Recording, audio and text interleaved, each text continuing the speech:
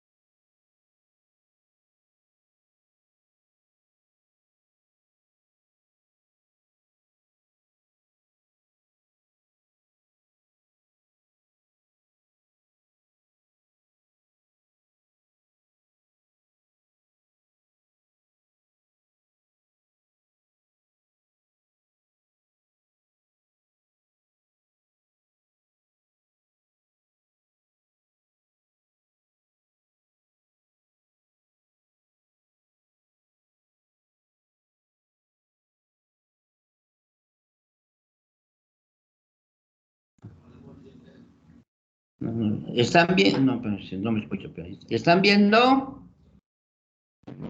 Sí, doctor. Buenos días. Ya.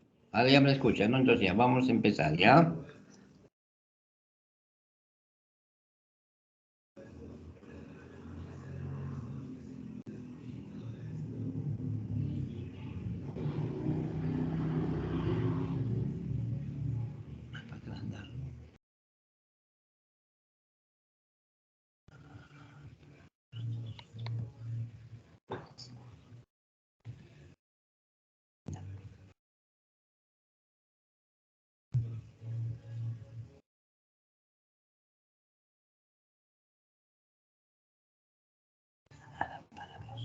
Para avanzar.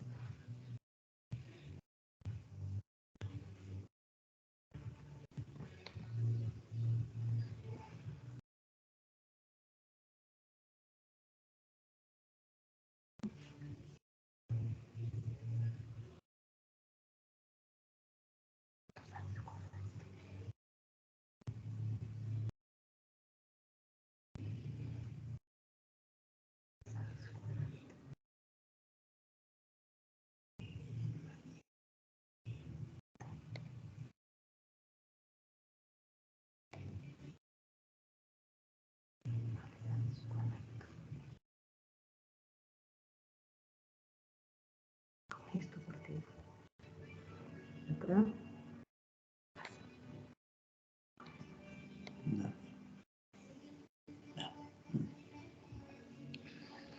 Bueno, muchachos, entonces vamos a empezar con el capítulo sobre qué es diabetes mellitus y después de eso vamos a empezar, continuar con el síndrome metabólico, ¿ya? Para que puedan entender mejor.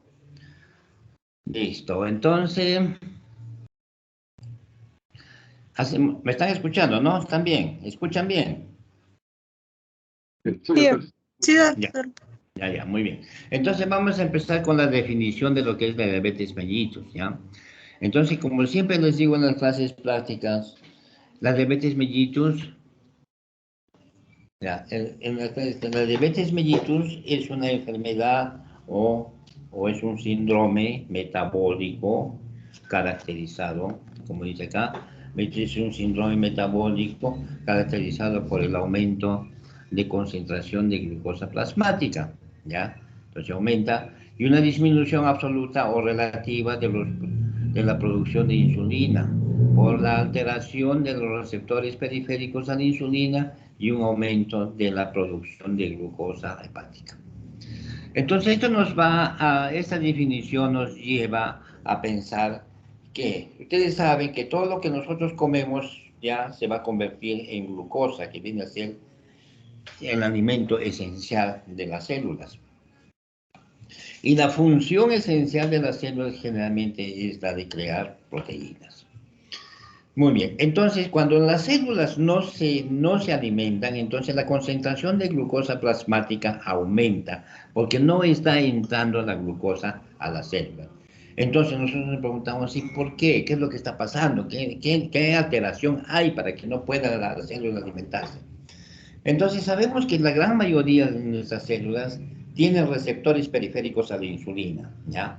Y nuevamente, de los órganos nobles no tiene receptores. No tiene receptor el cerebro, no tiene receptor que se llama las células cardíacas, no tiene receptores los hematíes, no tiene receptores que se llama las células que se llama de la vista, ¿ya? Eso. Pero las demás células, todas tienen receptores. Entonces, ¿qué va a pasar? Entonces, si uno estudia, entonces ha agarrado una célula, han estudiado, entonces toda la membrana celular ha encontrado que se encuentran hasta 100.000 receptores, exclusivamente para la glucosa, ¿ya?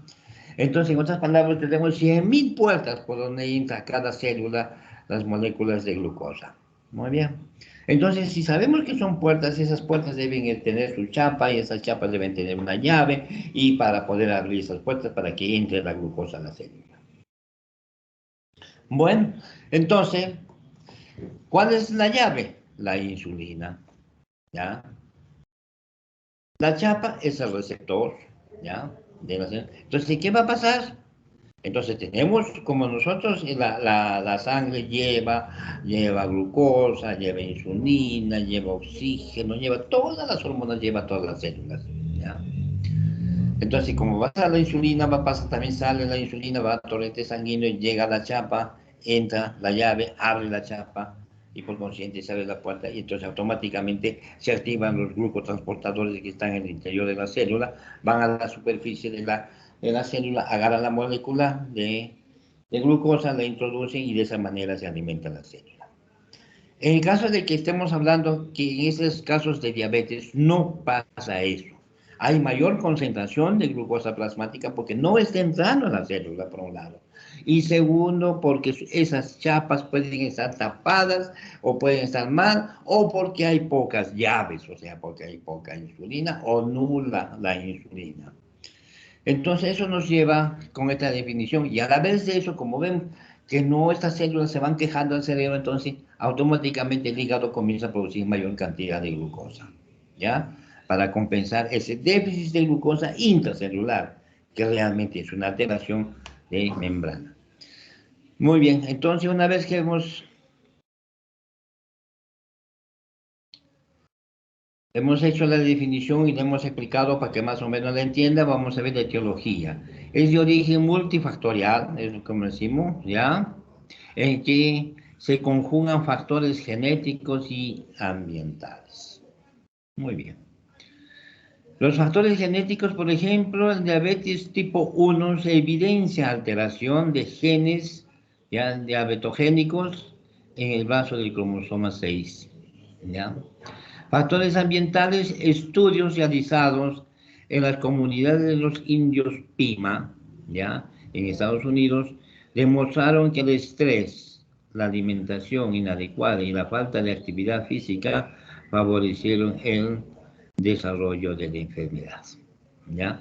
Entonces, como dice la etiología, una parte es la parte genética, generalmente en los pacientes diabéticos tipo 1, pero en los diabéticos tipo 2 no es tanto la cuestión genética, sino son por factores ambientales, como estamos diciendo acá, puede ser la alimentación, la falta de actividad física, el excesivo estrés, todo eso. Y es por eso que también no solamente en los indios Pima, Eso mismo nosotros lo confirmamos acá en nuestro medio. Generalmente nuestros paisanos que viven en las alturas, ahí no vas a encontrar pacientes diabéticos, no vas a encontrar pacientes con colesterol, no encuentras con pacientes hipertensos, nada. Pero esa misma gente que baja a la ciudad pasa un año y 2 años, muchos de ellos se vuelven diabéticos, muchos de ellos se vuelven hipertensos. ¿Ya por qué? Porque ha cambiado los hábitos alimenticios, porque está sometido a bastante estrés acá en la ciudad, es muy diferente a lo que ellos viven allá, ¿ya? Entonces, es muy cierto, no solamente eso lo tenemos en los indios primas, también se observa acá. Muy bien, entonces la fisiopatología de lo que es la diabetes es una enfermedad compleja y progresiva que combina las diferencias de células beta pancreáticas, ¿ya? Que combina. Muy bien, entonces hay una alteración de las células beta pancreáticas, entonces donde se producen menos cantidad de insulina o no producen insulina o producen una insulina defectuosa. ¿Mm? Muy bien. La resistencia a la insulina en los tejidos adiposos y músculos esqueléticos, estamos hablando de la resistencia periférica a la insulina, que se da mucho en tejido adiposo y músculo esquelético. La excesiva producción de glucosa hepática, que le hemos dicho, ¿no? Eso es lo que va produciendo, muy bien. Entonces, una vez que tenemos nosotros bien clara la definición, tenemos bien clara la fisiopatología, más o menos cómo se produce todo eso, entonces venimos a la clasificación. Entonces tenemos la diabetes mellitus tipo 1, la diabetes mellitus tipo 2, la diabetes gestacional, la diabetes mellitus novo y la diabetes LADA. Antiguamente, para poder nosotros decir que es un paciente que tenía diabetes tipo 1 o tenía diabetes tipo 2, ¿ya? Decía, se trazaba una línea, decía, los que tienen más de 30 años y empezaron su problema diabético, es un diabético tipo 2. Y los que tienen menos de 30 años y empiezan su diabetes, es diabético tipo 1. Eso ya pasó a la historia, no es así. Entonces ahora sabemos que el diabetes mellitus tipo 1 es un tipo de diabetes que no hay producción de insulina y si hay es muy escasa, ¿ya? También llamada diabetes juvenil o llamada también diabetes insulino dependiente, ¿ya? La diabetes mellitus tipo 2 es aquella diabetes del adulto que le llaman ahora, o también le dicen diabetes del estrés, que es un cuento que no le, ¿ya? Es no insulino dependiente, ¿ya? Estos pacientes y la diabetes gestacional, que generalmente se presenta en pacientes que están en edad de gestación, que tengan antecedentes de familia diabética o que previamente a su gestación este paciente tenga resistencia periférica de insulina. Una vez que empieza la gestación, entonces, por las hormonas placentarias que se da durante la gestación, hace que se produzca mayor resistencia periférica a la insulina y por consiguiente va a haber que se llama mayor resistencia y por consiguiente llega a la diabetes. Muy bien. Es la diabetes gestacional. La diabetes novo es aquella diabetes tipo 2 que se produce en niños. Y la diabetes LADA es la diabetes tipo 1 que se produce en adultos. ¿Ya? Entonces, esas son la clasificación a grandes rasgos que tenemos. Entonces, una vez que tenemos la clasificación, conocemos todo, la semiología, lo que se llama la fisiopatología de todo eso, entonces vamos a tener la sintomatología. Entonces hablamos generalmente de las 5 P's: poliguria, polidipsia, polifagia, pérdida de peso y prurito. ¿Ya? Entonces la poliguria se presenta frecuentemente al inicio, porque la mayor concentración de glucosa plasmática que tenemos nosotros hace que aumente a la poliguria, o sea, es una diuresis osmótica. Y eso hace que condicione a que se despierte el centro de la sed, la polifagia. ¿Ya?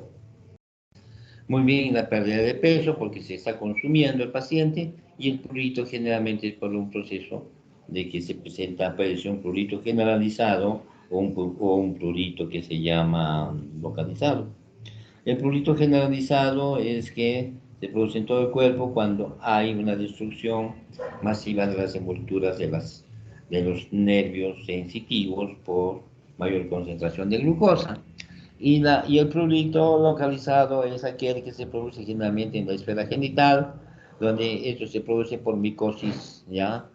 A la vez de esta micosis, entonces vamos a presentar que se llama prurito por el hongo. Y eso se comprueba fácilmente.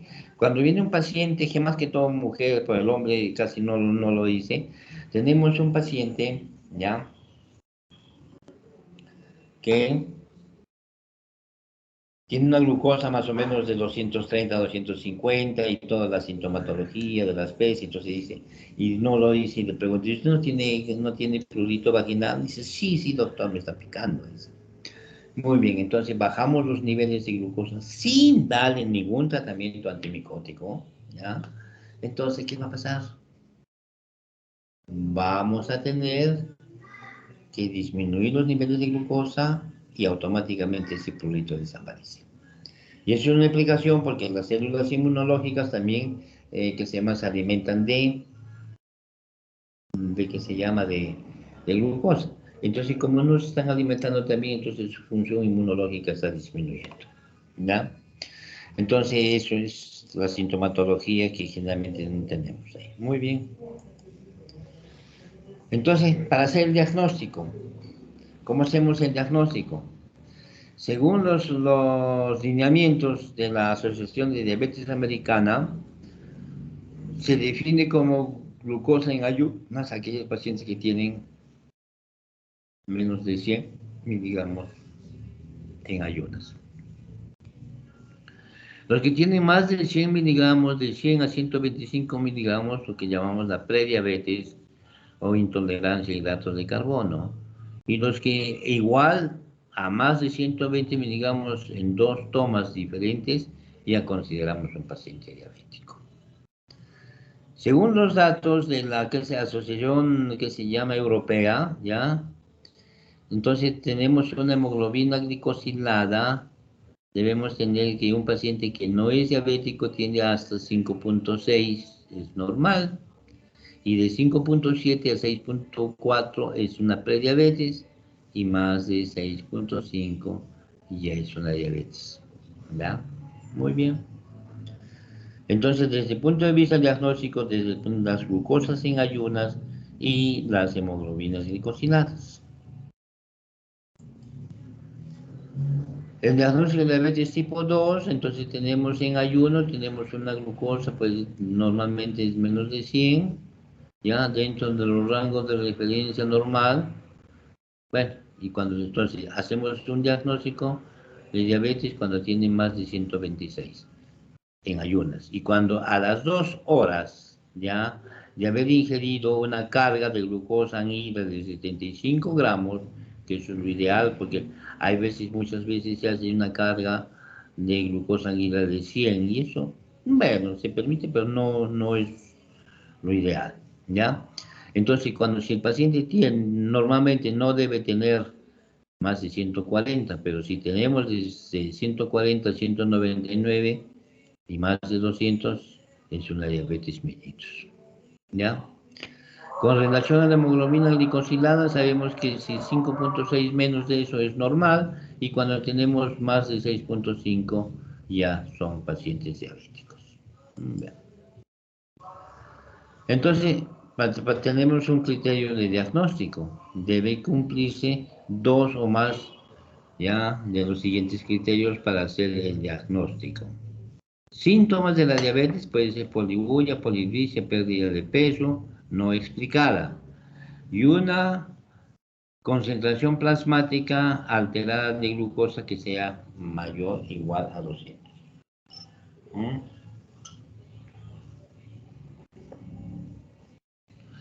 O una concentración plasmática en ayunas de glucosa mayor o igual a 126, en ayunos se define como la ingesta calórica nula, ya, en las últimas horas. La concentración de glucosa mayor o igual a 200 después de 2 horas puede ser provocada por 75 gramos de glucosa sanguínea durante vía oral, ¿ya? Y la hemoglobina glicosilada, que debe ser más o igual a 6.5, ya se considera un paciente diabético. Muy bien. Una vez que hemos llegado al diagnóstico, tanto clínico y laboratorial, de un paciente con diabetes, entonces el tratamiento tiene que ser multifactorial también, pues. El objetivo del tratamiento va encaminado a reducir los niveles de glucosa plasmática, así como prevenir las complicaciones agudas y crónicas, macrovasculares y microvasculares, con la recomendación de dieta adecuada, actividad física y tratamiento farmacológico, ¿ya? Antes se decía que se tenía que usar, que se llama, está bien, la dieta, la actividad física. El tratamiento farmacológico, a veces usamos solamente una droga, pero ahora se preconiza que se debe de usar de 2 a más drogas para que mejore. ¿Por qué? Una de las drogas, como tenemos las sulfonidurias, que hacen que se produzca mayor cantidad de glucosa al páncreas le exigen, las metforminas son aquellas que me modifican, evitando la producción de glucosa hepática por un lado y por otro lado mejorando los receptores periféricos a la insulina. ¿Ya? Bueno, el tratamiento farmacológico tiene las biguamidas, dice ya, como hemos dicho, que disminuye la glucosa hepática, las trioglitazonas aumentan, dice, la sensibilidad a la insulina e hígado, ¿ya? Pero las sulfonurias que aumentan, dice, a la secreción de, que se llama de glucosa, inhibidores de la glucosidasa alfa, ¿ya? Y que se llama, dice, enlentecimiento a la absorción de los hidratos de carbono. Estos inhibidores de la glucosidasa son buenos medicamentos, pero el problema resulta que, entonces, en este caso a veces se evita la absorción que se llama de hidratos de carbono, todo eso, y estos pacientes pueden tener disminución de los niveles de glucosa, agonistas de los receptores del GLP-1, ¿ya? Que también se utiliza bastante, ¿ya? Pero el problema es el costo que existe en los pacientes. Muy bien. Entonces, el tratamiento farmacológico, pues también tenemos los inhibidores de la DPP4, ¿ya? Hacen más lenta la inactivación de las hormonas sincretinas. En otras palabras, cuando pasa el bolo alimenticio por el que es el duodeno, automáticamente se liberan 2 hormonas. La hormona liberadora de, que se llama la insulina, y a la vez la hormona inhibidora de la liberadora.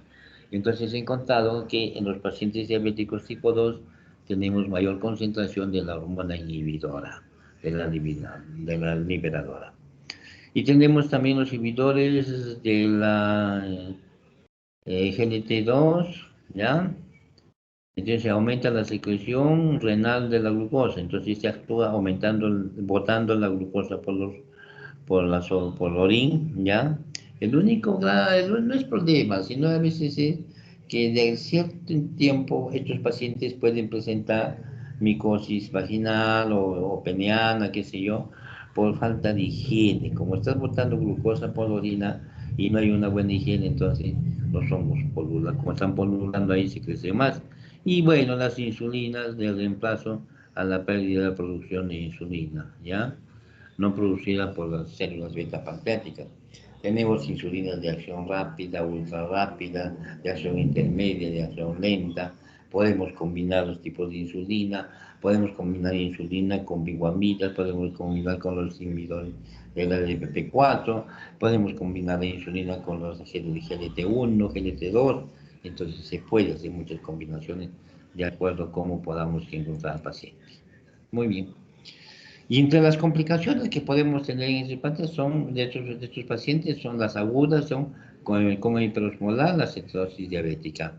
Generalmente estos son una emergencia endocrinológica. Y entre las crónicas tenemos la neuropatía diabética, retinopatía diabética, nefropatía diabética, cardiopatía diabética, ¿ya? Antipatía diabética y pie diabético, ¿ya? Entonces, todas estas complicaciones crónicas a la larga se van a presentar en todos los pacientes diabéticos, ¿ya? Estos pacientes diabéticos van a tener complicaciones crónicas más tempranamente si ellos no tienen un buen apego hacia la terapéutica hacen la actividad física, hacen la dieta, todo eso, o sea, no han cambiado su estilo de vida. En cambio, los que sí han cambiado su estilo de vida, entonces estas complicaciones crónicas van a venir muchos años posteriores, ¿ya?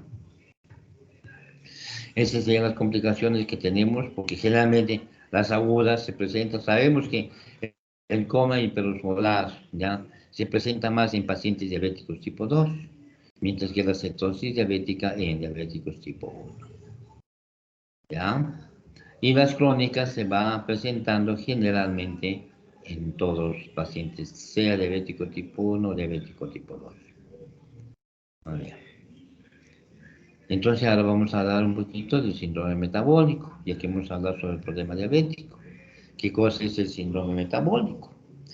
El síndrome metabólico, la definición es la combinación de hiperinsulinemia, hipertensión, triglicéridos altos y o colesterol de lipoproteínas de baja densidad, lo cual produce aterosclerosis en personas ya todavía sin diabetes u obesidad. ¿Ya? Entonces están dándose cuenta que el síndrome metabólico es una combinación, ¿ya? Vamos a tener insulinas elevadas en un momento, hipertensión, triglicéridos altos, colesterol igual, ¿ya? El colesterol de lipoproteínas de baja densidad, la cual produce aterosclerosis en las personas todavía sin diabetes u obesidad. Ese es el síndrome metabólico. Entonces decimos, pero ¿por qué si tiene insulina? Porque viene pasar, entonces, ¿qué está pasando? Entonces, en el síndrome metabólico encontramos que los receptores periféricos a la insulina están tapados y la célula se queja al cerebro diciendo que no tienen comida y al no tener comida, o sea, no ingresa la glucosa a la célula, entonces el cerebro analiza y dice, pues yo tengo bastante comida, no tengo ningún problema, lo que debe ser es un problema de que la insulina no se está produciendo. Entonces ordena al páncreas hace que produzca insulina más, ¿ya? Y el páncreas comienza a producir mayor cantidad de insulina, no fijándose que el problema son los receptores, ¿ya? Bueno, entonces esa insulina elevada a nivel de, ¿qué se llama? De torrentes sanguíneos, todo eso. Entonces ustedes saben que la insulina es una hormona anabólica, entonces aumenta el anabolismo, ¿ya? Por un lado. Y por el otro lado, ¿ya? De estas pacientes que al aumentar el anabolismo, entonces como el cerebro ordena al páncreas a que produzca más insulina y más insulina, entonces llega un momento que se agota el páncreas. Se agota en la producción de insulina y al no haber producción de insulina, disminuye la cantidad de insulina y ya empieza el problema diabético. ¿Ya? Entonces ese es el síndrome metabólico a grandes rasgos. Entonces los factores de riesgo para que haya un síndrome metabólico, ¿cuáles son? ¿Ya? La obesidad, ¿ya? Acá encontramos que en la obesidad vamos a medir el perímetro abdominal. En el varón pues, tiene que ser menos de 102.5, pero últimamente ha bajado un poco más. Y en la mujer generalmente es mayor de 90, ¿ya? Entonces, más de 102.5 en el varón y en la mujer más de 90, estamos pensando en un síndrome metabólico. Triglicéridos. Los triglicéridos más normalmente son 150 y encontramos que tienen más de 150, ¿ya? Entonces, el colesterol bueno, ¿ya? Es el bueno que decimos porque generalmente el HDL está compuesto más por proteínas. En el hombre es que se llama cuando tiene menos de 40, es un síndrome metabólico, y la mujer que tiene menos de 50. Pero ese colesterol que es proteína, bueno, generalmente se aumentan con la actividad física y muchos de nuestros pacientes no hacen actividad física. La presión arterial puede ser más de 130 hasta 85, el aumento de eso. Y la glucosa en ayunas, generalmente en estos pacientes está más de 100, 110, de acuerdo a la Asociación de Diabetes Americana. ¿Ya? Entonces ahí sí hablamos ya del síndrome metabólico. Y entonces el síndrome metabólico, el tratamiento es higiénico dietético, o sea, dieta, actividad física, mejorar los receptores periféricos a la insulina con la metformina que utilizamos ahora, ya, más que todo dieta y actividad física.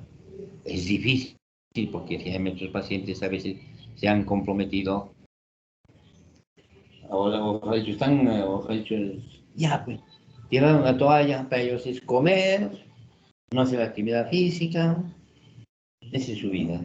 Y ahora con el sistema de que todo se hace por vía de cómputo, están sentados ahí, ¿ya? Eso es lo que hay entonces que modificar eso. Y eso se modifica no fácilmente, ¿ya? Bueno, hemos terminado una de las primeras partes, ahora vamos a entrar a la segunda parte, ¿ya? A ver, un ratito voy a entrar.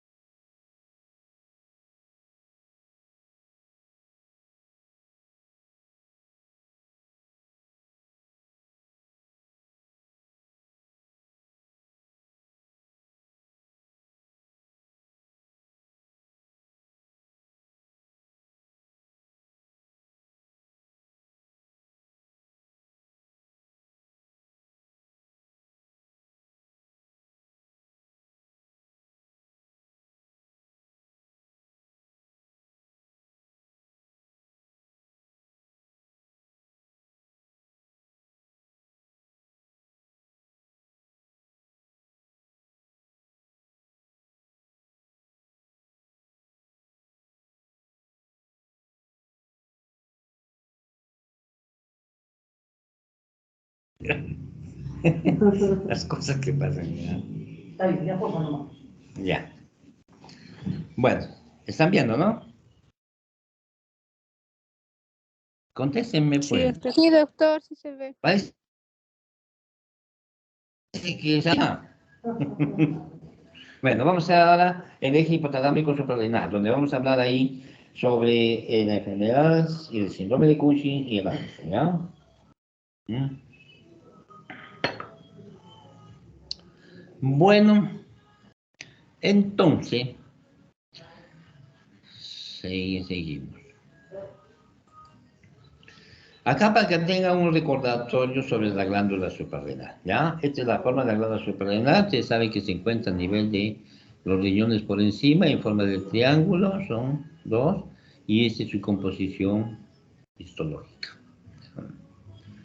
Una vez que están viendo ahí con su composición histológica, entonces vamos a ver que la corteza suprarrenal está formada por la zona reticular, por un lado, ¿ya? Por otro lado, la zona fascicular y la glomerular. Muy bien. En la zona reticular vamos a tener que se va a producir los andrógenos, todo eso, ¿ya? En la zona glomerular van a ser producidos aldosterona, todo eso, y y ¿qué se llama? En la zona fascicular, los glucocorticoides, ¿ya? Muy bien. Entonces, una vez que nosotros hemos recordado todo eso, entonces vamos a pasar desde el punto de vista del eje hipotálamo adenohipófisis, ¿ya? Ustedes saben que generalmente estas áreas de la corteza suprarrenal está mucho, esto está influenciado por el ciclo circadiano. Entonces acá tenemos a nivel de hipotálamo, donde se influye, hay diferentes que influyen a nivel del hipotálamo y por consiguiente se va modificando esta hormona liberadora.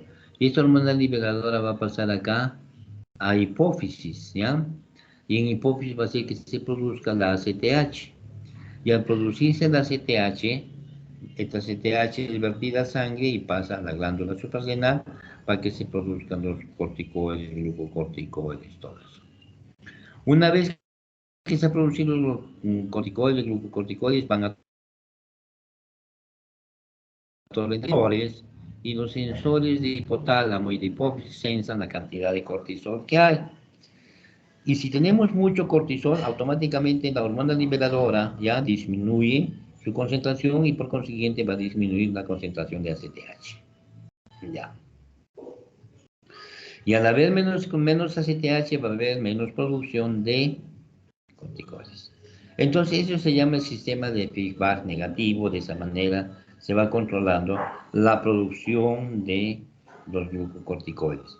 Y esto que se llama está influenciado por el ciclo circadiano. Y es por eso que nosotros vemos que mayor cantidad de cortisol hay en la mañana y en la tarde menor cantidad de cortisol, ¿ya? Porque influye el ciclo circadiano, o sea, la luz, todo eso, ¿ya? Muy bien. Entonces, una vez que ya tienen esa idea cómo funciona esto, vamos a continuar, ¿ya? El eje hipotalámico porcino suprarrenal, dice, ¿ya? Es lo mismo que lo que les estoy diciendo, cómo se va produciendo, la misma cosa, ¿ya? La ACTH circula como hormona liberadora no ligada a proteínas, ¿ya? La semivida es muy corta, 10 minutos, y es por eso que a veces nosotros tenemos algunos problemas con laboratorio. Cuando nosotros estamos tratando de ver si es un problema de Cushing, ¿ya? Entonces nosotros pedimos cortisol, ACTH. Entonces sabemos que el nivel de vida son 10 o 15 minutos, entonces comienza a disminuir. En laboratorio muchas veces le saca la muestra y lo tienen ahí en laboratorio 1 hora, 2 horas, y es por eso que no nos vienen generalmente los resultados confiables.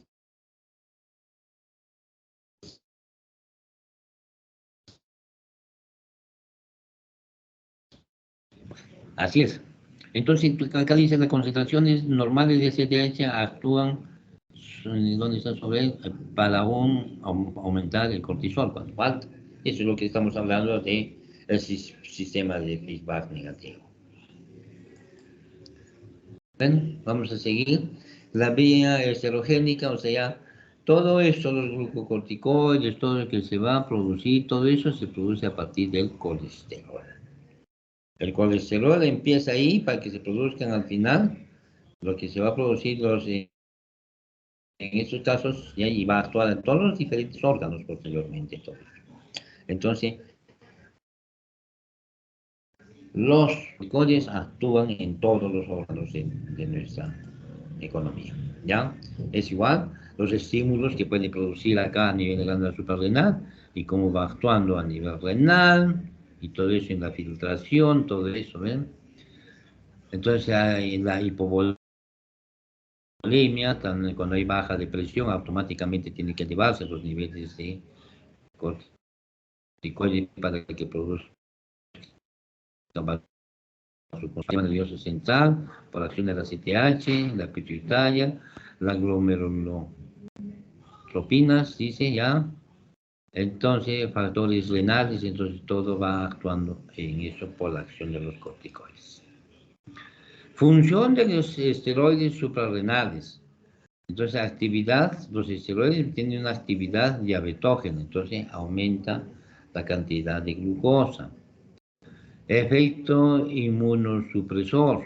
Entonces los corticoides disminuyen ya el efecto supresor y el metabolismo hidromineral. Y es por eso que cuando hay una excesiva de cantidad que se llama de corticoides, vamos a hablar nosotros de los síndromes de córticos suprarrenales. Tenemos la hiperfunción córtico suprarrenal y la hipofunción córtico suprarrenal. ¿Ya? Un gatito, por favor. Aló. Aló.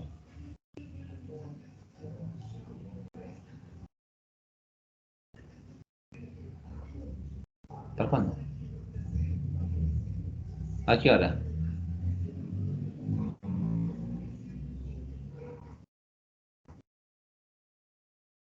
Ya me avisas, ya. No hay problema. Ya yo no, ya me llamas antes, porque ahorita estoy dando clases. Ya. Ya. Bueno, entonces hemos dicho siempre, les digo en las prácticas a ustedes, en la parte que se llama endocrinológica tenemos hiperfunción e hipofunción, ¿ya? Cuando hablamos de hiperfunción es en forma crónica, por mucho tiempo, en ese caso estamos hablando de la hiperfunción córtico suprarrenal y por el otro aspecto la hipofunción de la córtico suprarrenal. En la hiperfunción dice el hipercortisolismo, ¿ya? Dice metabólicos, endogénicos, acá hipercortisolismo, estrógenos. Bueno. Y en la hipofunción, insuficiencia córtico suprarrenal aguda o puede una insuficiencia córtico suprarrenal crónica. En la crónica estamos hablando del Addison, ¿ya? Y en la renal, bueno, es aguda. Entonces, cuando hay una hiperfunción, ¿ya? ¿Qué va a pasar?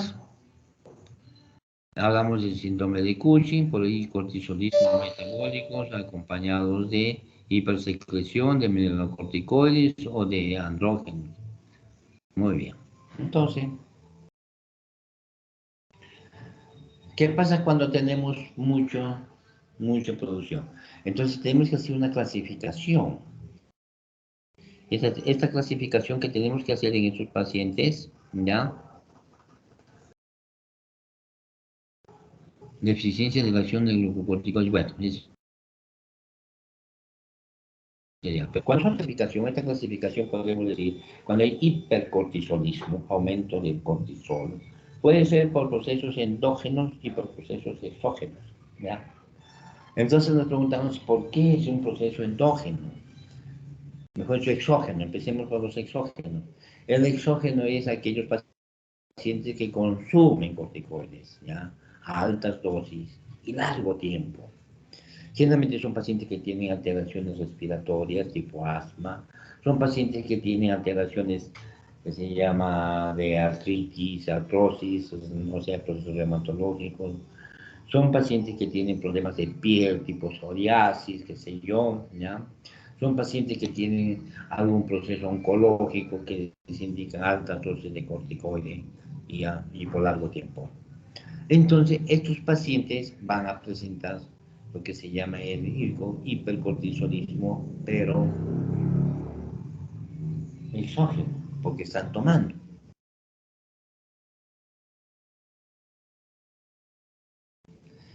¿Ya? Esta clasificación del hipercortisolismo endógeno tenemos uno porque son los dependientes de los no dependientes de ACTH, ¿ya? Entonces, los dependientes de ACTH son aquellos tumores que producen ACTH. Puede ser de origen central, aquellos que están en que producen ACTH. Y a la producción mayor de ACTH, mayor producción de glucocorticoides. Ahora puede ser que no sea de origen central, de origen puede ser un tumor ectópico productor de ACTH. Podemos encontrarlo ¿dónde? En la parte pulmonar, podemos encontrar en páncreas, podemos encontrar que se llama en tiroides, ya, esos tumores que producen ACTH. Y por consiguiente la glándula suprarrenal recibe la orden de ACTH mientras ella siga produciendo su cortisol, ¿ya? Entonces, estos pacientes que tienen tumores ectópicos, ¿ya? O que tengan algunas tumoraciones a nivel de la glándula suprarrenal, ¿ya? Al tener esas tumoraciones a nivel de la glándula suprarrenal, va a seguir produciendo también glucocorticoides y no actúa el sistema de feedback. ¿Ya? No puede controlar. Entonces ahí tenemos que se llama el hipercortisolismo, ¿ya? Bueno, acá estamos viendo, dice acá dificultad para mantener la glicemia normal, o sea, porque los corticoides tienen que ver también con la producción de glucosa en los periodos interdigestivos. Hay marcada astenia cuando hay disminución de los corticoides, pérdida de peso, ¿ya? Susceptibilidad al estrés, estamos hablando de los pacientes que tienen hipo. Dependientes de la acción de efectos biológicos en situaciones de hipocortisolemia, ¿ya? Dependientes de la acción mineralocorticoide van a tener hipotensión arterial, debilidad muscular, hiponatremia, ya acidosis metabólica leve. Es lo que encontramos en esos pacientes. Glucocorticoides, la hipercortisolismo asocia acá el síndrome de Cushing, ¿ya? hiperandrogenia, acné e hirsutismo. Entonces, ¿por qué produce ese acné y hirsutismo? Porque estos pacientes generalmente son mujeres, ya los que tienen ese síndrome, en su gran mayoría, no quiere decir que exclusivamente mujeres, sino que se presenta en gran mayoría. Una vez que se ha presentado esta alteración, entonces hemos dicho que generalmente, ahorita vamos a ver seguramente en los síntomas, es un paciente que son obesos y esta obesidad es una obesidad de tipo centrípeta.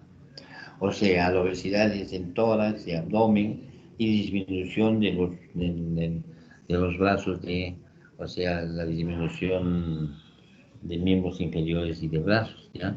Y va a aparecer, entonces, en este paso, por ese movimiento del tejido graso, va a haber un hiperandrogenismo. Y al haber un hiperandrogenismo, va a haber acné y hirsutismo. También este hiperandrogenismo puede haber porque no vamos a pensar porque realmente si tenemos una operación suprarrenal, una tumoración, exclusivamente va a estar en una de las capas y no va a poder invadir la otra, no, pues le invade y por consiguiente puede haber androgenismo también por eso. Muy bien. Entonces, en el síndrome de Cushing, las etiologías hemos dicho, por exceso de la producción de CTH de origen hipoficiario, ya por un adenoma hipoficiario, o por una excesiva producción de CTH, ya, o de CTH ectópico, generalmente a partir de carcinoma pulmonar de células en avena, células pequeñas, ¿ya? Y de actividad independiente de la CTH, iatrogénicos por administración de glucocorticoides, que hemos dicho, origen suprarrenal, adenoma, causa suprarrenal. Muy bien. Entonces todo esto que estamos viendo acá va a afectar en este cuadro que están viendo. Todo eso está como tipo resumen, ¿ya? Acá tenemos a un paciente que se llama, acá tenemos en la glándula suprarrenal, esa producción que se está demostrando y por consiguiente acá lo vemos al paciente de esa manera. ¿Ves? Acá tenemos las glándulas suprarrenales, todo eso, entonces, ¿qué va a pasar? En el anterior, bueno, es que en este estamos hablando de la insuficiencia de la suprarrenal, o sea, falta de producción de glucocorticoides, un paciente flaco, delgado, ¿ya? Que tiene hipoglicemias, que tiene náuseas, vómitos, diarreas, todo eso, ya después vamos a hablar sobre eso. En cambio acá en el síndrome de Cushing, estamos hablando que es acá tiene una jiba de bisonte, la cara en luna llena, a nivel del abdomen y tórax va a tener estrías de color violácea. Estos pacientes se van a pegar, digamos, golpear la mano y en algún momento van a producir que tienen equimosis, ¿ya? Tienen fragilidad capilar. Hipertensión arterial, diabetes, todo eso comienzan a presentar estos pacientes. Acá están viendo, más que todo para que se den cuenta, que si tenemos nosotros acá un adenoma hipoficiario, este va a producir ACTH y hace que se produzca acá la suprarrenal cortisol. Este cortisol va a ir acá arriba, que se llama hipófisis, después hipotálamo, sensan y por consiguiente va a disminuir la producción de CTH. En cambio, en este caso, ¿qué va a pasar? Acá tenemos la producción de CTH ectópica que va a torrentes sanguíneos, se producen los glucocorticoides y estos suben, nuevamente sensa, entonces el hipotálamo hipófisis dice, hay mucho cortisol, automáticamente la liberación de CTH de origen central es nula, pero tenemos acá CTH ectópica. Y acá cuando tenemos una tumoración a nivel de ¿qué se llama? De la hipófisis, ya hablando más, a nivel del que se llama de la suprarrenal, se está produciendo corticoides, entonces va a torrente, sensan todo eso, entonces la hormona liberadora y la CTH están nulas, ¿ya? Pero sí hay bastante cantidad de cortisol. Esa es la manera como se va produciendo. Síndrome de secreción ectópica de CTH es la más frecuente asociada a carcinoma pulmonar de las células pequeñas, 75%. No siempre está presente con las células cancerosas, ¿ya? Como otros tumores y carcinoides de células químicas. Bueno, Las manifestaciones clínicas son de rápida aparición, hipertensión, edema, hipocalemia e intolerancia a la glucosa. Es lo que se va presentando en estos pacientes. Acá están viendo una paciente que tiene el síndrome de Cushing, están viendo que por acá tiene las estrías, es un abdomen y tórax bastante voluminoso, mientras que los miembros inferiores y superiores son pequeños, ¿ya? Entonces, acá vamos a ver que tenemos que se llama a predominio, dice, de aparición en mujeres, de 8 mujeres y de hombres 2, aumento de peso inexplicable, hipertensión arterial, diabetes mellitus, osteoporosis, osteopenia, trastornos del ciclo menstrual, ya, infertilidad, depresión, irritabilidad, insomnio, piel, telangiectasias, púrpuras, ya lo que estamos viendo ahí. Después hirsutismo, acné, hirsutismo, ya predisposición a infecciones oportunistas, especialmente por micosis. Dice úlcera péptica, pueden tener sus pacientes, toda esa sintomatología van presentando sus pacientes. Entonces las manifestaciones clínicas, como están viendo acá, es lo mismo acá, cara de luna llena, el tórax y abdomen voluminosos y los miembros inferiores delgaditos. Y la jiba de bisonte que presenta. Hemos hablado de acné. Acné se presenta porque tenemos mayor concentración de andrógenos y hirsutismo también. Entonces, ahora, como hemos dicho que en el tejido graso hay una movilización por la mayor cantidad de corticoides que tenemos en el organismo, al momento que se moviliza, que se llama el tejido graso, vamos a perder algunas enzimas, que son las enzimas aromatasas.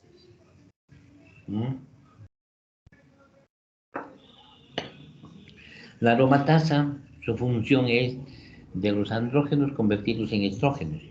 Entonces, como ha disminuido las aromatasas, entonces por consiguiente estos andrógenos están aumentados.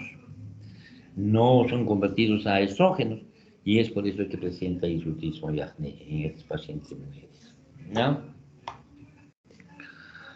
Bueno, los datos clínicos del síndrome de Cushing en general, todo eso en piel, como están viendo acá, que ya lo hemos hablado varias veces, ya, todo eso que se va presentando. Examen de la piel, vamos a ver, la piel es seca, de espesor muy reducido, las secreciones sebáceas están aumentadas, en algunos sectores, siendo muy frecuente los brotes de acné. Estrías venosas, muy características, se trata de zonas cutáneas, rojo vino y la piel adelgazada por refacción de las fibras elásticas de la dermis, ¿ya? Digamos, obesidad, aumento de la grasa corporal, distribución de tipo centrípeta, con mayor acumulación en peritoneo, en mediastino y tejido celular subcutáneo. Huesos y articulaciones suprimen la velocidad de crecimiento debido a la inhibición de la STH somatostatina. Hay una disminución de la absorción del calcio intestinal, de absorción tubular renal, una osteopenia o osteoporosis en estos pacientes. Acá están viendo, es la cara en luna llena, es una cara de color rosácea, ¿ven? Le dan los pómulos color rosáceos y este es un niño cuando nace con una alteración. Estos niños a veces pueden tener genitales ambiguos, ¿ya? Aspectos hematológicos e inmunológicos, dice destrucción de los tejidos linfoides, como están después las células beta y T están comprometidas, capacidad fagocitaria de los neutrófilos está reducida, respuesta inflamatoria atenuada, por lo tanto esto lleva a mayor predisposición a infecciones micóticas de la piel.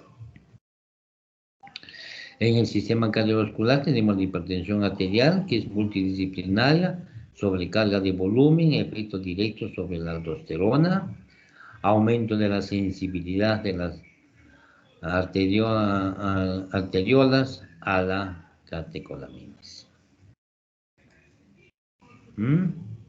Acá datos de laboratorio, todo lo que vamos a encontrar cuando pedimos los análisis, dice producción diaria de cortisol normal es de 15 miligramos, producción diaria de cortisol ¿qué se llama? De Cushing, ¿ya? Es de 400 a 500 miligramos, ¿ya?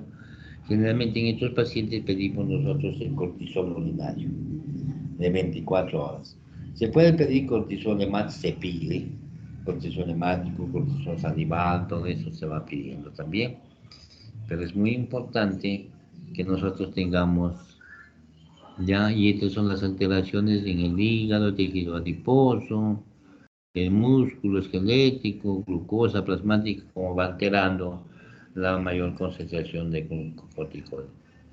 El diagnóstico clínico lo hacemos, bueno, por la sintomatología clínica que tiene el paciente y también lo hacemos por esos pacientes tienen por la cuestión laboratorial. Entonces, siempre nosotros cuando tenemos un paciente con Cushing, ya, no sabemos si es de origen central, si es de origen periférico, que se llama ectópico, qué sé yo. Entonces, cuando pensamos en eso, pedimos cortisol, ACTH, pedimos un hemograma, un examen completo de orina, una glucosa, pedimos electrolitos, ¿no? Siempre se pide el cortisol y el ACTH de la mañana y cortisol y ACTH de la tarde, para tener una base, ¿ya? De eso. Se pide todas las hormonas hipofisiarias, FSH, LH, TSH, todo eso para tener un pool, ¿cómo está? Si nosotros vamos a descubrir que este paciente tiene un adenoma hipofisiario, productor de cortisol, entonces eso vamos a llamarle la enfermedad de Cushing. Si tenemos que se llama una enfermedad de Cushing y es producido por un adenoma hipofisiario productor de ACTH, ¿ya? Entonces es muy probable que tenga alteraciones de las demás hormonas que se producen a nivel hipofisiario, pues por eso se pide, ¿ya? Ahora, es justo y necesario tener ACTH y cortisol basal mañana y tarde. ¿Por qué? Si nosotros en ese momento en un sitio que todavía no disponemos, digamos, de resonancia magnética, qué sé yo, tan lejos, entonces, pero pueden hacer los otros análisis, entonces vamos a pedir la prueba de la dexametasona. En la prueba de la dexametasona es que nosotros le damos al paciente a las 8 de la noche una dosis de 8 miligramos de dexametasona, ¿ya? Y al día siguiente vamos a medir dosaje de colesterol y ACTH, de cortisol y ACTH. Muy bien. Si disminuye la mitad o las 2/3 partes eso cuando le damos la dexametasona, eso nos dice indirectamente que este paciente tiene una enfermedad de Cushing. Pero si no disminuye, ¿ya? Entonces tenemos un tumor ectópico productor de ACTH. ¿Ya? Entonces lo que tenemos que hacer, entonces pedimos la resonancia magnética de hipófisis, entonces vemos si es que hay a nivel hipofisiario, y si no lo hay, tenemos que pedir una resonancia, un scan de resonancia torácica, abdominal, qué sé yo. Y si no encontramos tampoco la tumoración en esas zonas, ¿ya?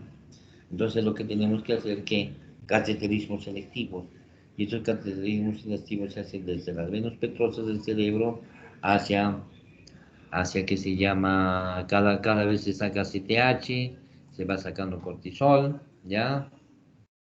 Entonces acá tiene también diagnóstico etiológico, que ya lo hemos hablado, que más o menos se producen las tumoraciones, y el diagnóstico diferencial pseudo-Cushing, que es muy frecuente, que generalmente a veces nosotros nos confundimos mucho con la obesidad, ¿ya? La obesidad, la depresión y el alcoholismo y enfermedades que cursan con gran estrés pueden dar falsos positivos en algunas de las pruebas diagnósticas, ¿ya? Entonces, por eso que el diagnóstico de estos pacientes es sumamente caro. Ya, hay que hacer bastantes pruebas, bastantes resonancias, bastantes tomografías de suprarrenales. Tenemos que hacer que se llama, y comparando todo eso. Y por conseguir los cateterismos también son pues caros. Entonces, vamos a tener que registrar. Bueno, acá dice enfermedad de Addison, la enfermedad de Addison es cuando hay un hipocortisonismo, o sea que esa suprarrenal ha sido alterada, ya, por entonces mayor producción de la corteza, glucocorticoides, ya, mineralocorticoides, ya, después de que se llama esteroides sexuales, ya, y a nivel de médula tenemos acá la epinefrina y la norepinefrina. ¿Ya? Entonces, cuando hablamos de Addison es cuando hay una alteración. Podemos hablar del Addison primario o Addison secundario, ¿ya? Atrofia de la corteza, destrucción de la corteza primaria, ese es el Addison primario. Y cuando ese es secundario, con hipopituitarismo o politrópico o pantotrópico, o sea, alteración a nivel de hipófisis. El síndrome de comportamiento o crisis adicional dice destrucción aguda del hipotálamo, hipófisis, destrucción aguda de la corteza suprarrenal. Puede haber cualquiera de ellos. Evaluación final de insuficiencia suprarrenal, ¿ya? Primaria o secundaria no diagnosticada y tratada. Primaria o secundaria diagnosticada y tratada en lo que interfiere en una situación. Muy bien. Sigamos. Entonces, hipofunción de glucocorticoides tenemos acá en la enfermedad de Addison o insuficiencia suprarrenal primaria, ambas glándulas son destruidas por procesos inflamatorios, ya metastásicos vasculares o degeneración, porque también se manifiesta por déficit de mineralocorticoides. Acá en nuestro medio generalmente la Addison primario es producido por TBC y procesos autoinmunitarios, tipo SIDA. ¿Ya? En cambio, en otros sitios puede ser por procesos embólicos, por procesos micóticos, ¿ya? Por procesos neoplásicos, todo eso puede ser. Dice, habitualmente, dice acá, la enfermedad que afecta al tejido suprarrenal se hace en forma progresiva en las primeras fases. El aumento de compensación de la CTH consigue mantener una secreción suficiente de cortisol. Si la destrucción del tejido córtico suprarrenal alcanza el 90% y dice, a pesar del aumento de la CTH, la secreción de cortisol disminuye por debajo de la normalidad y afectándose la zona glomerular. Dice el aumento compensador de renina y angiotensina 2 mantiene la secreción de aldosterona hasta que resulte insuficiente. ¿Ya? Entonces de esa manera se va produciendo todo esto. Acá lo vamos viendo que a nivel de que se llama cortisol con normal, todo eso, este es un algoritmo que se utiliza, que les he puesto para que tengan conocimiento. En las etiologías estamos viendo acá que son suprarrenales y lo que va presentando estos pacientes, ¿ya? Enfermedades resultantes de la destrucción adrenal, ¿ya? La tuberculosis en este caso, y la suprarrenalitis autoinmunitaria en los solares, ¿ya? Por eso que decía que en nuestro medio era la tuberculosis y la suprarrenalitis autoinmune.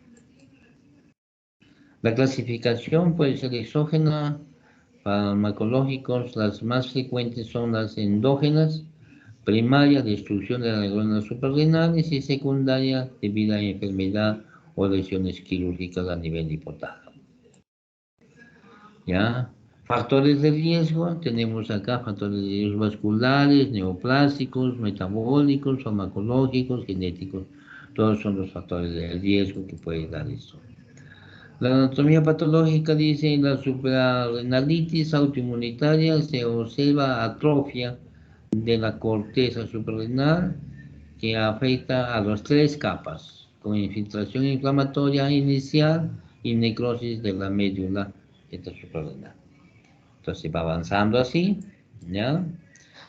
Acá síntomas y signos que estamos viendo acá. Hemos visto acá, miren, la que se llama la implementación de uñas y pliegues, ya náuseas, vómitos, todo eso. Entonces, hipercloridia, aumento. Entonces, cuando hablamos hay astenia, todo eso, pérdida de peso, raras veces diarrea, dolores abdominales, todo eso. Cuando hablamos del de que es el hipocortisolismo primario, sí tenemos la hiperpigmentación de uñas, mucosas orales, lo que llamamos la boca de perro, ¿ya?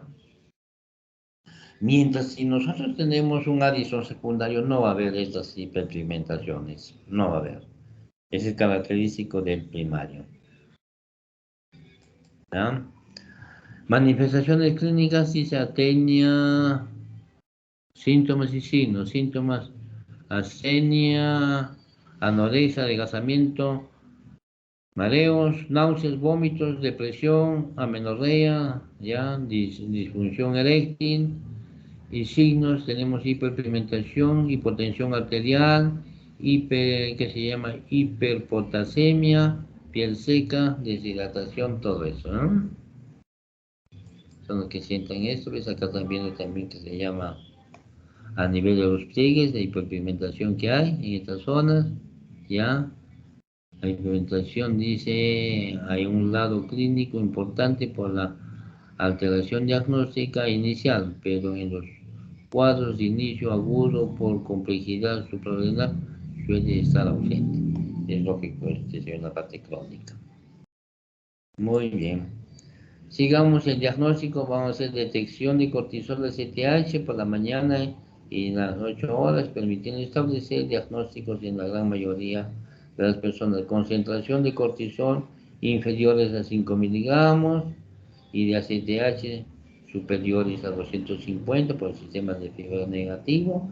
Si no es posible realizar una detección fiable de ACTH o si las concentraciones de cortisol y ACTH no resultan concluyentes, ¿ya? Entonces todo eso vamos a para llegar al final al diagnóstico. Bueno, eso es todo con el eje hipotalámico, hipofisario suprarrenal. Ahora vamos a pasar a la otra, lo que son de lípidos. Vamos a ver.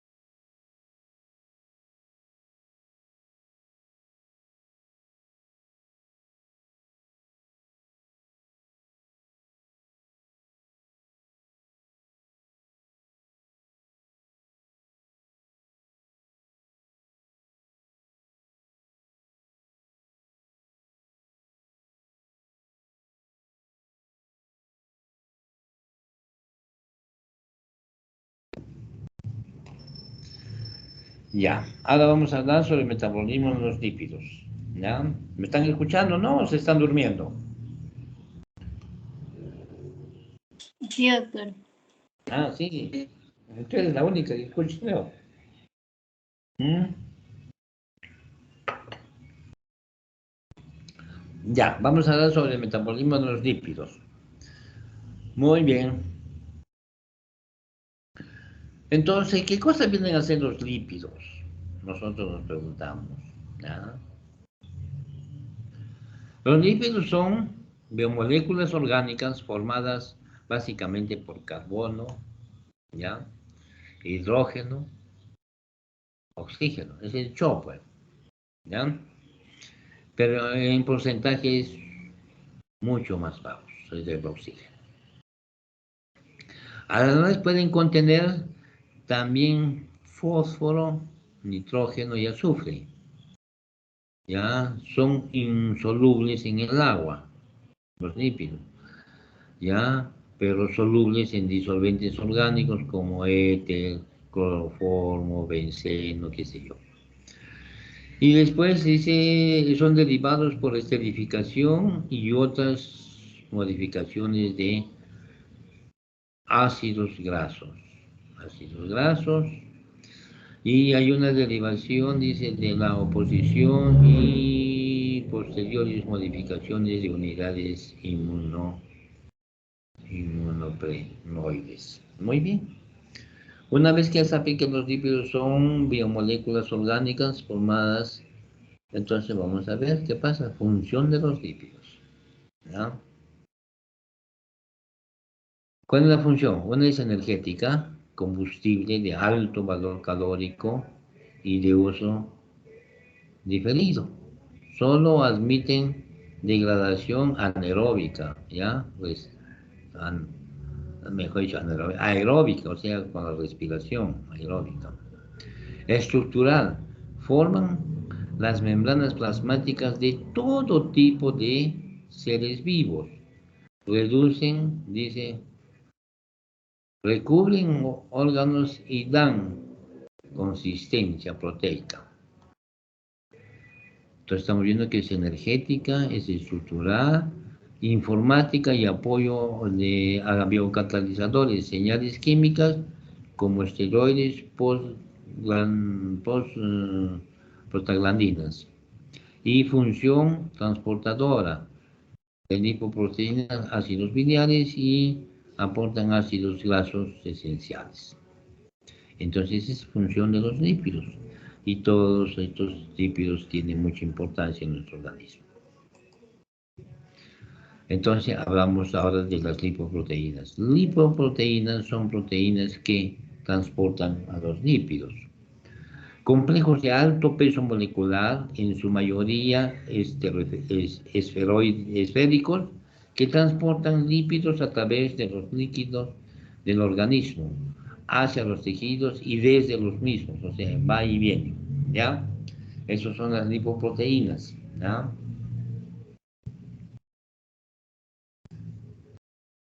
Y entonces ahí tenemos los kilomicrones. Los kilomicrones generalmente dicen compuestos fundamentalmente por triglicéridos. Contienen colesterol y fosfolípidos en pequeñas proporciones. Se originan tras la ingestión y la absorción de las grasas. Entonces, se originan a nivel intestinal y pasan a todo el sangre. Con alta cantidad de triglicéridos. Las lipoproteínas de muy baja densidad contienen ya concentraciones elevadas de triglicéridos y moderadas de colesterol y fosfolípidos, ¿ya? Las de muy baja densidad. El origen es fundamentalmente endógeno, ¿ya? Asegurando su transporte desde el hígado hacia los tejidos más periféricos. Muy bien. Las lipoproteínas de densidad intermedia son lipoproteínas que se han extraído gran parte de los triglicéridos, de forma que las concentraciones de colesterol y todos los dos están aumentados.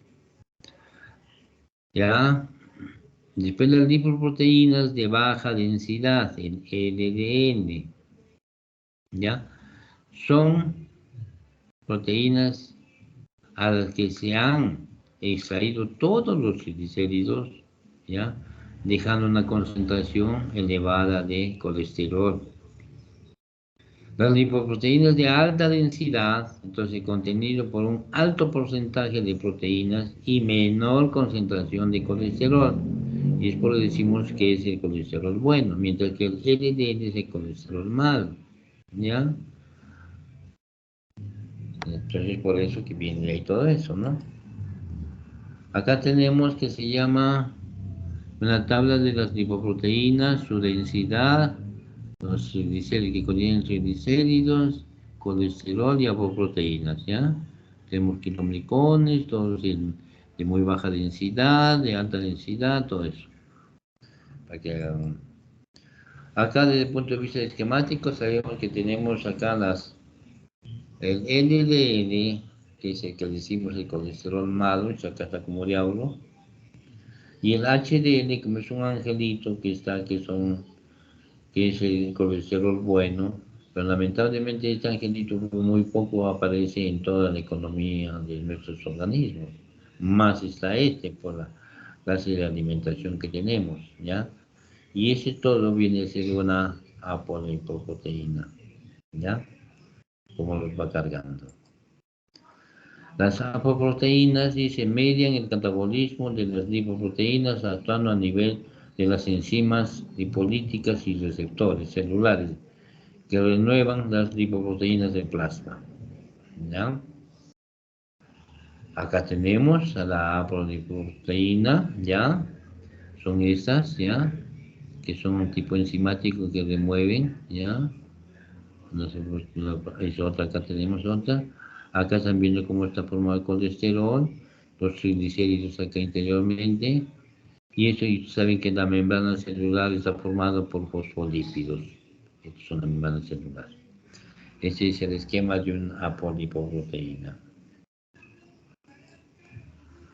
Muy bien, acá tenemos la poliproteínas, la 1, a 2, la B48, la B100, todas esas, y cuya función es, a lo menos la B1 desactiva la enzima de citina colesterol, así, transferasa, rol de estructural de la HDL. ¿Se dan cuenta? Y la 2, papel estructural de algunas subfracciones de la HDL. Ya, muy bien. Entonces tenemos acá vía exógena, ¿ya? Transporta los lípidos y la dieta desde el intestino a sus diferentes destinos metabólicos en diversos tejidos. Es la vía exógena. Y la vía endógena representa la secreción hepática de metabolitos de la lipoproteínas de muy baja densidad y la de la LDL. Vía de transporte inverso de colesterol permite, mediante un doble mecanismo de receptores para el LDL y HDL, devolver colesterol al hígado. Va y viene en este caso, ¿eh? Acá vía exógena, como están viendo, y la vía endógena. Todo tiene, entonces lo que se absorbe en el intestino tiene que pasar por el hígado, sale por el hígado, va, y así sucesivamente. Ese es el del intestino que va al hígado. Y acá la vía endógena, que todo lo que está ahí se va formando también va al hígado. Es lo que tienen que ver. Acá el transporte inverso del colesterol.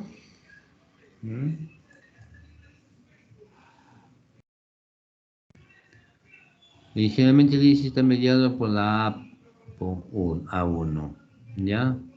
El hígado e intestino producen HDL, ¿ya? El colesterol unido al HDL puede ser captado por el hepatocito, por receptores depuradores. ¿Ya? Acá tenemos las enzimas, la localización y su función. La lipoproteína lipasa, dice localización, el endotelio en los capilares debajo del tejido y su función es hidrolizar los triglicéridos. Y la lecitina es así que está en el hígado, y entonces acá estetifica el colesterol, todo cuya función de estas enzimas. Factores dice que regulan los lípidos y lipoproteínas. Los ácidos grasos saturados son los de los alimentos, colesterol total y LDL. Son factores que regulan los lípidos. El tabaco, el estrés psicológico y la actividad física, obesidad, afectan las lipoproteínas. La insulina, la hormona tiroidea, regulan la síntesis de NPN y la interacción de la LDL con los receptores. El exceso de esteroides eleva triglicéridos y HDL, al igual que los estrógenos. ¿Ya? Factores que regulan lipoproteínas. La variabilidad de respuesta observada en los tejidos y lipoproteínas estarían determinadas genéticamente. Las variantes genéticas más estudiadas están en los genes de tipo ApoE y ApoB. Hay muchas variantes asociadas con genes que codifican distintos receptores y enzimas. Sigamos, la aterosclerosis. ¿Qué cosa viene a ser la aterosclerosis?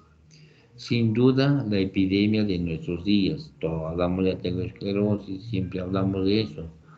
En la actualidad se define como la respuesta celular inflamatoria, ya, linfoproliferativa a la lesión de la pared arterial.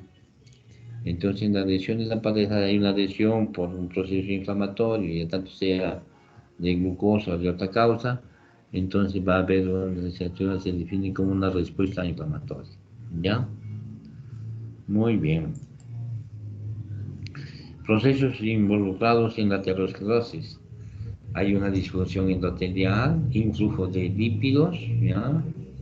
Respuesta inflamatoria, reparación.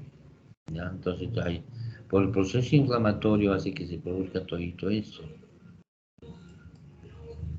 Entonces dice disfunción endotelial, dice el endotelio disfuncional aumenta la vasoconstricción, producto de la agresión de los factores de riesgo crónicamente presentes y el que lesionan la pared arterial. Acá estamos viendo esto. ¿Ya? Dice, pérdida de poder de barrera semiselectiva y sumado a la agresión crónica de los factores de riesgo, se produce influjo del LDL hacia la íntima. ¿Ves cómo va entrándose? ¿Cómo se va entrando? ¿Ya? Hacia la íntima, ¿ya? Hacia la íntima arterial con el depósito de los mismos. ¿Ya?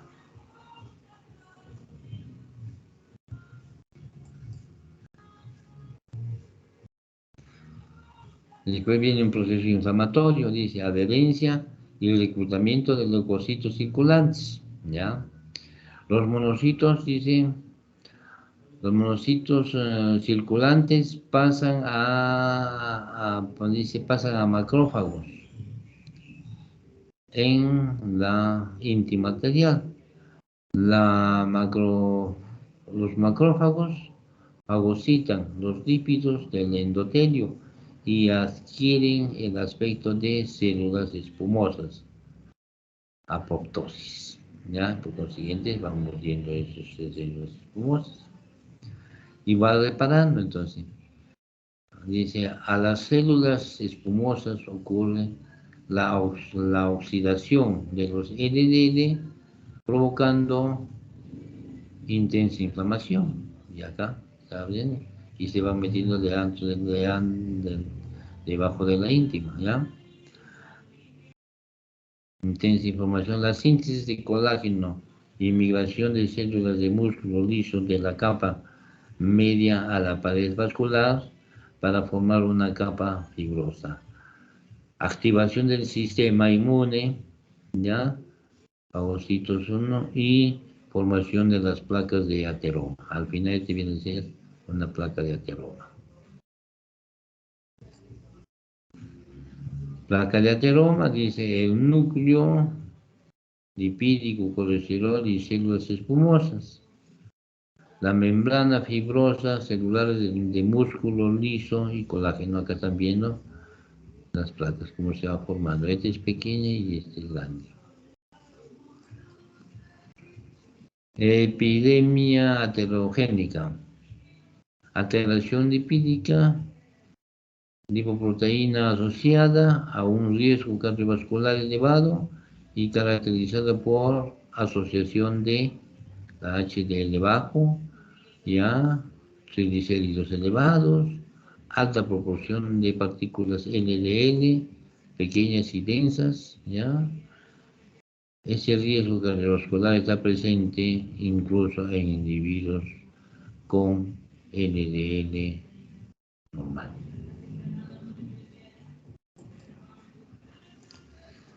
Dislipidemia aterogénica. Ya el HDL bajo se considera un predictor independiente de enfermedad coronaria. Y es por eso cuando nosotros hacemos los análisis encontramos HDL bajo, entonces por falta de actividad física, todo eso. Entonces cuando vemos que eso está bajo es un predictor que se está aumentando la aterosclerosis.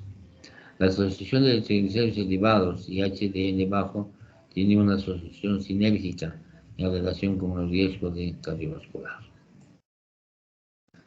Lipoproteína de factores de riesgo vasculares emergente. Escrita por el doctor Care Bell, el 63. Dice, constituida por una asociación entre una partícula de LDL y una proteína denominada ApoA, a través de una unión con un puente disulfuro entre la ApoA y la ApoB. Dice, y siende LDL, sintetizada en el hígado, testículo y cerebro. Lipoproteína A, factores de riesgo vasculares emergentes. Inhibe, dice, la fibrinólisis, favorece la migración y proliferación de las células musculares lisas de la pared arterial. Estimula la producción de inhibidores del activador de plasminógeno. 2. Dice, formación de células escamosas por oxidación del núcleo lipídico, captado de receptores ya converger de macrófagos. Lipemia postprandial. Dice, tenemos una elevación de triglicéridos tras una ingestión de grasa, proceso tanto de un defecto en el aclaramiento de las lipoproteínas sintetizadas tras la ingesta como si una sobreproducción de lipoproteínas ricas en triglicéridos por el hígado. ¿Ya? Eso se produce cuando uno come. Y si comemos más rico, más triglicéridos por el hígado. Después tenemos acá lipemia postprandial, la elevación de las lipoproteínas ricas en triglicéridos como kilomicrones, ¿ya? En LDL, sus remanentes, junto a un estado de estrés oxidativo, son los principales mecanismos que podrían explicar este estado metabólico. Y bueno, y por último, la lipemia postprandial, los elevados valores de triglicéridos postprandiales están relacionados con enfermedades coronarias y arteriales en sujetos diabéticos y no diabéticos. Marcado incremento del estrés oxidativo y deterioro de la función endotelial, efectos que son mayores en pacientes con diabéticos tipo 2. Entonces, se dan cuenta que los lípidos que son realmente muy dañinos. Bueno, acá hemos completado el dictado de clases que debía hacerles. Espero que me hayan entendido. Pregunto, ¿han entendido? Sí, doctor. Sí, doctor. Sí, doctor. Ya, entonces más tarde o mañana, no, o el lunes le estoy mandando las diapositivas al correo del GAP. No se preocupe, ¿ya? Bueno, chicos, espero que, tengan un fin de semana. Hemos hablado más. Gracias, doctor. ¿Ya? ¿Listo? Entonces, hasta Gracias, la doctor. próxima. Cuídense, estudien. Hasta luego. Ya, listo. Chao, chao. Hasta luego, doctor. Hasta